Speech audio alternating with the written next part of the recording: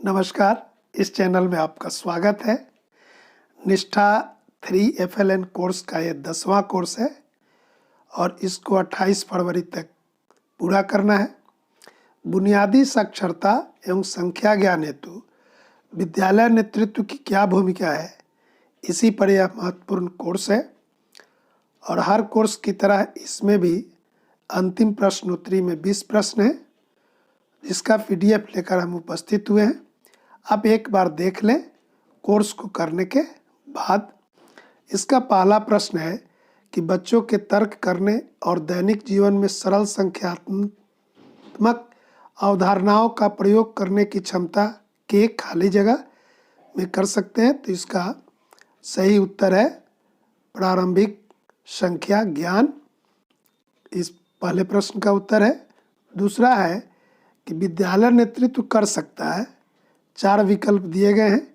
विद्यालय प्रमुख के दिन प्रतिदिन के प्रबंध में मदद, बच्चों के बीच सुदृढ़ प्रारंभिक अधिगम क्षमता का निर्माण, शिक्षक प्रबंधन में सहायता और विद्यालय प्रमुख में अनुशासन लाना। तो इसका दूसरा विकल्प सबसे ज़्यादा सही है। उसके बाद है 3 से 9 वर्ष आयु वर्ग के बच्चों के लिए इनमें से कौन सा शिक्षा शास्त्र प्रासंगिक नहीं है। ध्यान दीजिएगा, नहीं है तो सुकरात का संवाद नहीं है। इनमें से कौन शिक्षा शास्त्रीय नेतृत्व के ढांचे का हिस्सा नहीं है। पुनः विज्ञान एवं पाठचर्या लक्ष्यों की परिभाषित करना, ये सब 4 विकल्प हैं। तो इसका दूसरा विकल्प विज्ञान प्रयोगशाला में प्रयोगों का नेतृत्व करना, ये शामिल नहीं है। इसी तरह ये यहाँ भी है कि शिक्षा शास्त्रीय नेतृत्व विशेषता की एक व्यापक क्षेत्र है, जिसमें एक नेतृत्व के पास खाली जगह होने की आवश्यकता होती है। क्या होनी चाहिए? तो 3 से 9 वर्ष की आयु बच्चों के लिए उपयोगी शिक्षा शास्त्रों की गहन जानकारी। निम्नलिखित में कौन सा बुनियादी साक्षरता और संख्या ज्ञान का विकासात्मक लक्ष्य नहीं है। देखिए, तो इसका पहला वाला जो है बच्चों को प्रभावकारी संचारक बनाना, इसका लक्ष्य नहीं है। अगला प्रश्न है कि बुनियादी साक्षरता और संख्या ज्ञान की अवधारणा खाली जगह बच्चों पर लागू होती है, किस आयु वर्ग पर? तो जाहिर है 3 से 9 वर्ष के आयु वर्ग के बच्चों के लिए यह कोर्स है। निम्नलिखित में कौन सा एक अनुकूल नेतृत्वकर्ता की विशेषता नहीं है। ध्यान दीजिएगा कि उल्टा लिखा हुआ है, ये नहीं है तो लोगों को कि नहीं सुनना, ये शामिल है। नेक्स्ट है हितधारक के साथ सहयोगात्मक प्रक्रिया खाली जगह प्रोत्साहित कर सकती है। 4 विकल्प है, तो पहला विकल्प इसका सबसे ज़्यादा उचित है। विद्यार्थियों को सीखने के प्रतिफल हेतु साझा जवाबदेही का, और इनमें से किसे एक प्रवेश द्वार कौशल के रूप में माना जा सकता है, जो औपचारिक विद्यालयी शिक्षा प्रक्रिया में बच्चों के प्रवेश को चिन्हित करता है। तो अंतिम विकल्प इसका सही है। अगला प्रश्न है कि एक नेतृत्वकर्ता 3 से 6 वर्ष के आयु वर्ग के बच्चों को खाली जगह के माध्यम से संलग्न कर सकता है। जाहिर है पहला वाला खेल आधारित शिक्षा शास्त्र जो है सबसे उपयुक्त है। अगला प्रश्न है कि एक नेतृत्वकर्ता 3 से 9 वर्ष के आयु वर्ग के बच्चों के आकलन का आयोजन करना चाहिए। तो किस तरह का आयोजन करना चाहिए? तो इसका तीसरा विकल्प ज़्यादा सही है कि उनकी क्षमता, आवश्यकताओं और रुचि का आकलन करने के। फिर नेक्स्ट है बुनियादी साक्षरता एवं संख्या ज्ञान FLN को सुदृढ़ करने हेतु विद्यालय नेतृत्व का कौन सा उपयुक्त नहीं है। तो 3 इसमें है, तीसरा जो है नहीं है, अकादमिक नेतृत्व नहीं है। अगला प्रश्न है कि एक शिक्षा शास्त्रीय नेतृत्व की भूमिका है नेतृत्वकर्ता में। तो पहला वाला इसका सबसे ज़्यादा विकल्प सही है। अगला प्रश्न है परिवर्तनकारी नेतृत्व के लिए इनमें से कौन सा सही नहीं है। फिर देखिए उल्टा है, तो इसमें तीसरा विकल्प वित्तीय प्रबंधन इसमें शामिल नहीं है। नेक्स्ट है शिक्षा शास्त्रीय नेतृत्व सकारात्मक रूप से प्रभाव डालता है किस पर? तो अंतिम विकल्प बच्चों के सीखने की क्षमता पर सकारात्मक प्रभाव डालता है। अगला प्रश्न है कि एक नेतृत्वकर्ता का वह गुण जो प्रारंभिक स्तर पर सीखने के लिए उपयुक्त नहीं है। तो कौन सा उपयुक्त नहीं है? अंतिम वाला, सत्तावादी होना, यह सही नहीं है। और अगला प्रश्न है कि 3 से 9 वर्ष आयु वर्ग के बच्चे को सीखने के आकलन हेतु उपयुक्त रणनीतियाँ हो सकती है। तो कौन सा? तो पहला वाला ज़्यादा सही है, विविध गतिविधियों को करते हुए बच्चों का अवलोकन करना।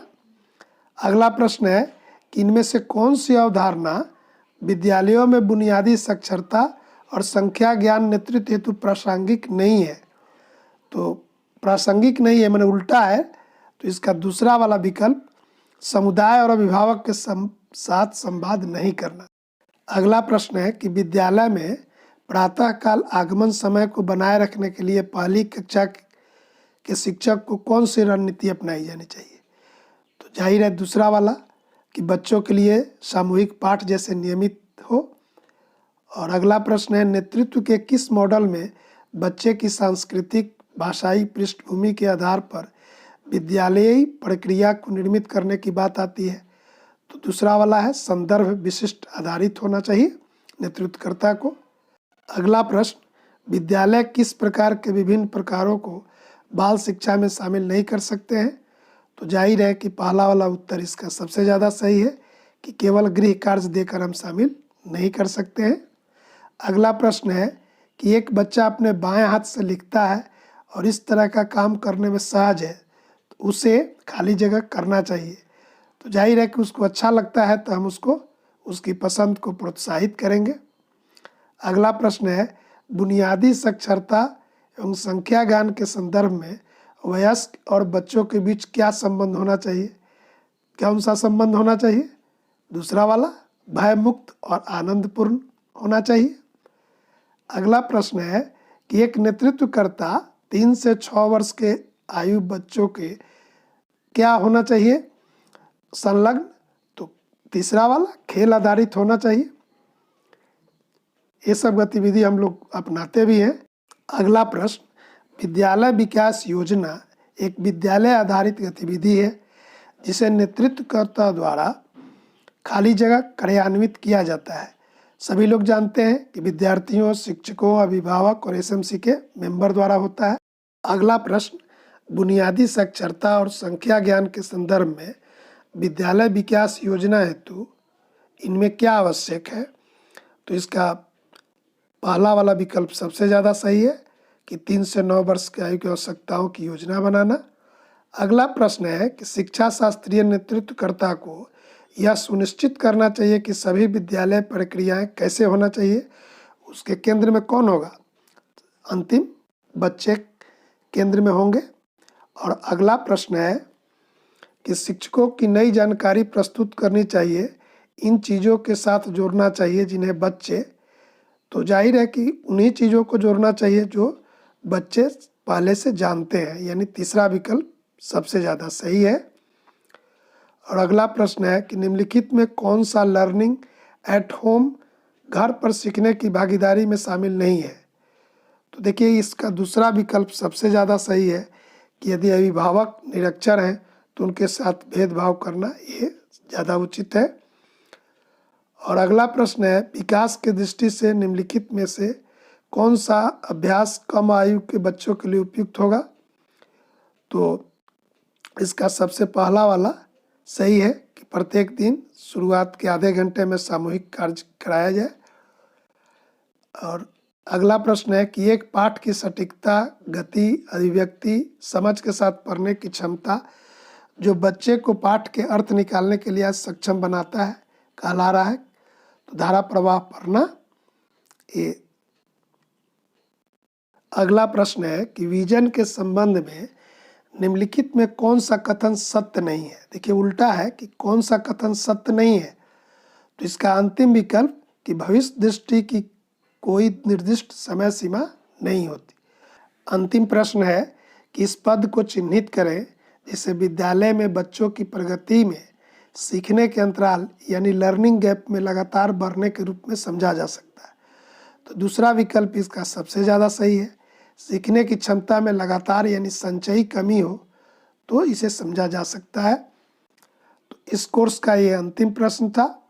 यदि आप चैनल पर नए हैं तो प्लीज़ सब्सक्राइब और इसका अगला कोर्स यानी 9वां कोर्स भी हम लेकर आ चुके हैं, उसे भी आप देखेंगे और पुनः मिलते हैं अगले कोर्स में। धन्यवाद।